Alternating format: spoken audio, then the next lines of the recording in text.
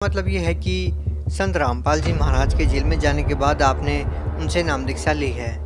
जी हाँ सर जी, संत रामपाल जी महाराज तो 2014 से ही जेल में हैं और मैंने तो अभी नामदान लिया है उनके जेल जाने के बाद। सर, संत रामपाल जी महाराज से नाम दीक्षा क्यों लिया आपने? सर, संत रामपाल जी महाराज जी से नाम दीक्षा लेने के बाद मुझे सबसे बड़ा लाभ यह हुआ कि मेरे बच्चे को परमात्मा ने जीवन दान दिया है।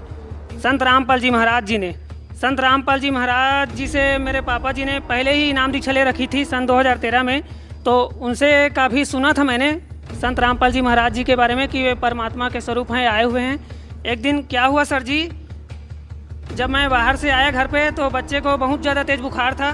फिर बच्चा रो रहा था बहुत ज़्यादा। फिर बच्चे को मैंने गोद में ले लिया और देखा कि इसको तो बहुत ज़्यादा तेज़ बुखार है। फिर गोदी में रखा था और थोड़ी देर बाद बच्चा हाथ पाँव कैसे झटका मारने लगा। फिर इसका जो हार्ट बीट था वो बिल्कुल बंद हो गया अचानक ही।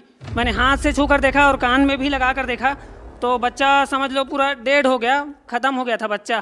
फिर मैंने सोचा, एकदम घबरा गया कि अब मैं क्या करूं परमात्मा।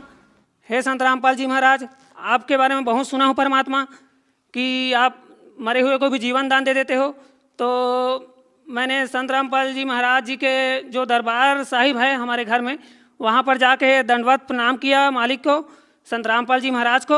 और जो अमृत जल जो होता है मालिक के आश्रम से जो मिलता है अमृत जल, हमें वो जल बच्चे को पिलाया। जैसे ही सर जी मैंने दंडवत प्रणाम किया वैसे ही देखा कि बच्चे के शरीर में थोड़ी हलचल पैदा हुई। तो फिर हाथ से छू कर देखा धड़कन को बच्चे के, तो धड़कन स्टार्ट हो गई भगत जी और बच्चे को नया जीवन दान मिल गया परमात्मा की कृपा से, संत रामपाल जी महाराज की कृपा से।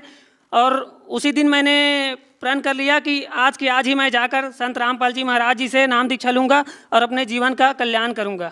और मेरी पत्नी ने भी परमात्मा के सत्संग को देखकर, उनके ज्ञान को समझकर और परमात्मा के चमत्कार को देखकर आज ही नामदान ले लिया है उसने भी।